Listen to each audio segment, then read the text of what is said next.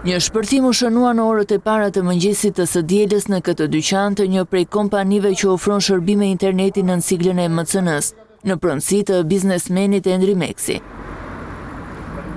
Këto pamje tregojnë pasojat që la pas.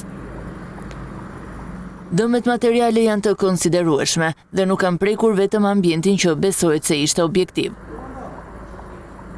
Apartamentet mbi dyqanin e kompanisë MCN që ndodhet në katin e parë të një pallati në rrugën Xhamfizekeko në zonën e njohur si Xhamliku dhe bizneset të tjera aty pranë po ashtu kanë pasur dëmtime.